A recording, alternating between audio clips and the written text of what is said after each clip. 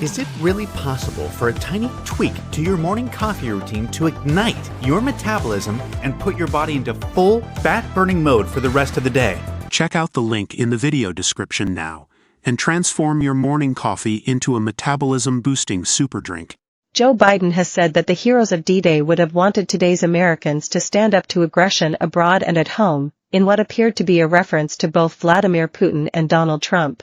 Biden pointed to the looming threats to democracy in remarks he made at the Pointe du Hoc in France, where U.S. Rangers scaled the cliffs in a pivotal moment in the D-Day landings 80 years ago. The U.S. president invoked the spirit of heroism of those who took part in the assault to rally Americans to the defense of democracy in the face of Putin's invasion of Ukraine, and for the potential for Trump to overturn democratic norms and institutions in the U.S. They ask us, what will we do? They're not asking us to scale these cliffs. They're asking us to stay true to what America stands for, Biden said. They're not asking us to do their job. They're asking us to do our job, to protect freedom in our time, to defend democracy, to stand up to aggression abroad and at home, to be part of something bigger than ourselves. Biden was speaking from the top of a concrete German bunker overlooking the Channel, the same spot where Ronald Reagan gave a speech in the midst of a re-election campaign in 1984.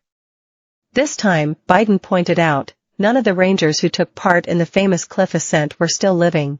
They stood against Hitler's aggression.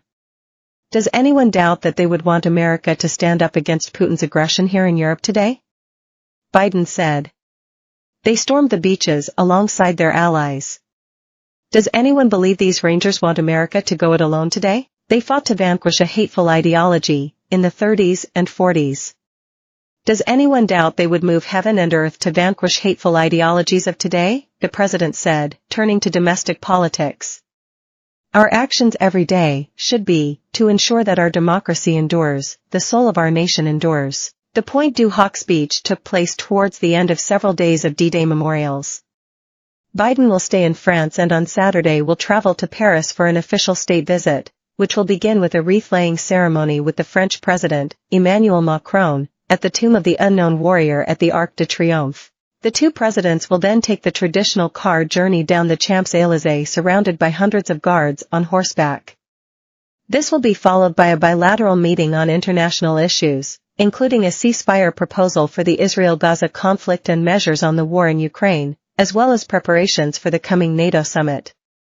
There will be an exchange with business leaders and a state dinner under the chandeliers of the Élysée Palace on Saturday night. Macron's office pointed out that Biden's 5-day visit to France for the D-Day commemorations and state visit was the longest foreign trip the U.S. president had undertaken during his leadership and one of the longest visits of any American president to France in modern times.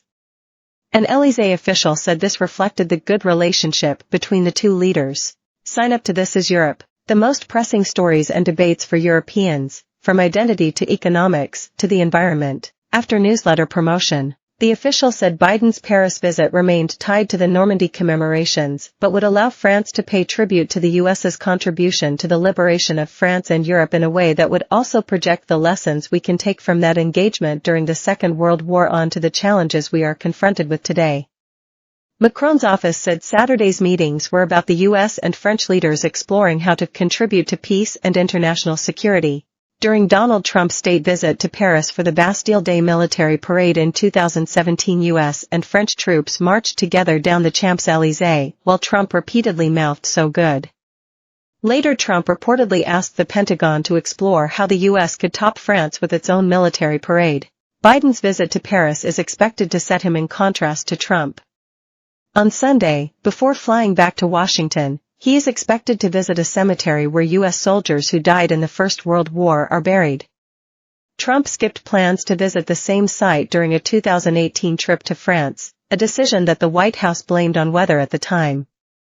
There were reports later that Trump told aides he did not want to